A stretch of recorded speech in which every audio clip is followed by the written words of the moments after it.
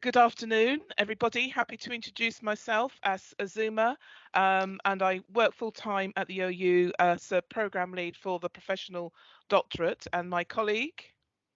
Hi, I'm Fiona Aubrey Smith, and I work part-time for the OU as an associate lecturer and elsewhere as an independent education consultant. Okay, brilliant. So the work that we're introducing is an exploration of how professional doctorates negotiate academic and professional ways of knowing. And in terms of what we are sharing and why, our research emerges from the Professional Doctorates programme. All of the participants in the research, which we'll be sharing with you, were senior leaders with professional knowledge through their employment, as well as postgraduate researchers with academic knowledge. And as is just set out, we were explicitly exploring how these researchers negotiate academic and professional epistemologies. And this space is what defines the professional doctorate, of course. But the professional academic nexus is important to us all, right? And so whilst we're sharing our findings with you, we'd really like to invite you to consider how provocative do you find it to consider your own professional academic nexus? How provocative do you think it might be for the students and the colleagues that you work with? And in what ways do our findings provoke ideas that might be useful in informing your own future work, both academically and professionally? Okay, so just to give a binary that we feel defines or traditionally has defined the field, generally people can talk about two modes of knowledge.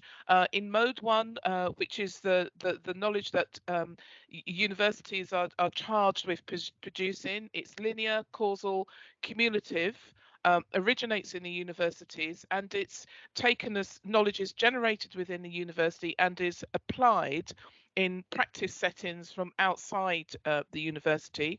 It's largely disciplinary, reductionist, and is determinant of what counts as being significant and worthwhile. And it's in contrast to practitioner knowledge, which instead of science preceding technology, technology is autonomous and develops outside of any particular disciplinary frame. It's transdisciplinary, identifies problems and solutions, which are all determined by practice setting, synoptic rather than reductionist, and there's an emphasis on whole processes. It's hierarchical and transient. Of course, those are, a binary, which you can be very dismissive of. It's old-fashioned, and I think largely we've moved beyond those notions of mode one and mode two. But nonetheless, professional doctorates in the UK are one manifestation of the production of knowledge, underpinned by different epistemologies, different strengths of disciplinary boundaries, and different understandings of the relationship between the theoretical and practical knowledge, and different ways of operationalizing these constructs. So while I've just presented mode one and mode two knowledge as a traditional, somewhat outmoded way of looking at knowledge, if you're a lover of lists, there are loads of different knowledge constructions: disciplinary, technical rationality, dispositional, disciplinary, and critical. That list could go on for quite some time. So while we certainly recognize that there are different ways of looking at things, we've occupying the professional doctorate space, we're really looking primarily at what happens to what people know about their practice when they examine it within the context of academic study, in contrast to what they know about their practice when they experience it within the context of their workplace. And in some ways, we've characterized that negotiation or this conflict as being the distinction between the high ground of manageable disciplinary problems that lend themselves to solutions, which is quite unlike the swampy lowlands of professional practice, where problems are messy, they're ill-defined, they're uncertain, they're confusing, they're incapable of proper technical solutions. When these two worlds come together, as indeed they do, when the academic and the professional practitioner meet, the framing of the problem and the solution they arrive at takes the form of an incommensurability, as in 2 plus 2 equals orange.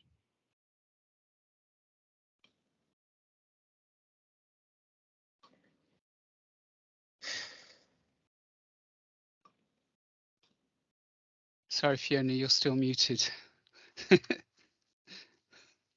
you. There's always one, isn't there? It was me today. Yeah, Sorry about that. So I'll start again. So the Knowledge Landscapes project generated data in partnership with a number of postgraduate researchers. And we first offered an interview, which was completed by 30 recently completed professional doctorate researchers.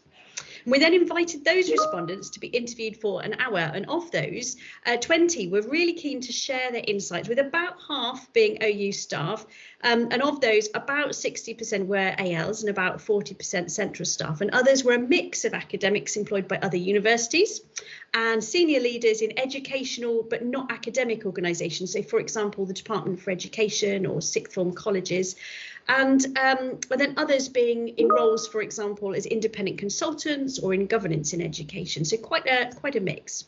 And the majority of our participants had completed their professional doctorate or were currently undertaking post-fiver revisions, and just over a quarter were kind of midway through the research itself.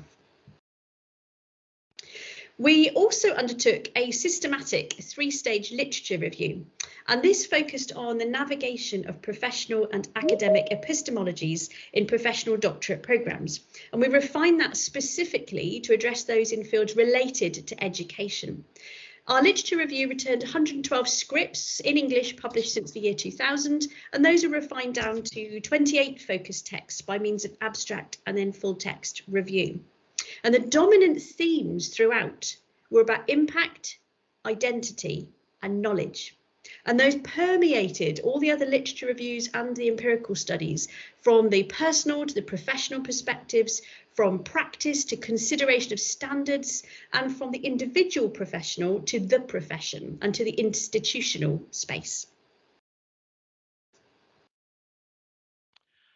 So while it's nice to look at the way in which academia, which research informs practice, and that's why we are all here. I think that's what praxis is predicated upon. Amidst the themes that emerged in the literature review is also the idea of the relationship between research and practice for professional doctorates is much more, what comes to the fore are ideas or experiences of disruption, subversion, and challenge. So they reported developments in their conceptual frameworks, increased personal and professional confidence, enhanced engagement within and beyond their organizations, their horizons expanded. They talked about new capabilities, new forms of interaction, and the studying appeared to help them facilitate building improved networks. Simple causal links are really difficult to establish between the outcomes of a thesis and changes in the workplace. And when they do begin to discuss those impacts, that's when those stories of disruption, subversion, and challenge actually emerge. That acquiring and developing and the changes that they saw as a result of their new understandings didn't always sit easily within their places of practice. So within the studies, they had to draw attention to issues around complexity and messiness of the professional learning process. So the idea of there being a simple input to output model of impact was not seen within the literature and within what professional doctorates experienced. So actually, we can see it's much more complicated and tangled. But nonetheless, we've had an attempt to begin to straighten it out, and alongside disruption, subversion of challenge, we arrived at 4 statements about possible relationships. Research informs practice, research overlaps practice, research unframes practice, and research and practice are mutually entwined. And this blog post on the Wells PGR and Emerging Researchers blogs is a really lovely example of the kind of conflict that we were interested in. This is actually by a PhD student rather than a prof doc.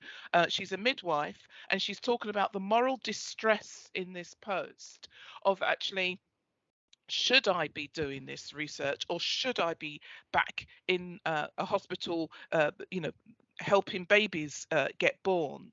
And while she doesn't frame it as an epistemology challenge, she frames it in terms of moral distress. I'm certainly looking at it in terms of knowledge and knowledge making, in as much as our knowledge making practices and preferences determine what is and what is not legitimate activity, what questions are worth asking, and what questions should we just pass by and get on and do something else. Indeed, should we be asking questions, or should we be doing stuff? So I think that she sort of frames, or the blog post frames, the kind of challenge that we were interested in quite clearly. And as Azumah was saying a moment ago, we found 4 types of relationships between research and practice, and we'd just like to take you very briefly through these with a bit of an illustration that's been taken from either a survey response or one of the interview transcripts. So first is that research informs practice. And that relationship can perhaps be characterised by policy perceptions of what research should do and the discussions of impact that necessarily follow. The participant's quote that you can see on the screen here illustrates this. He said, "My professional practice has certainly been informed and enriched by my professional doctorate. I've incorporated knowledge and understanding gained from my study into the design and the delivery of leadership training.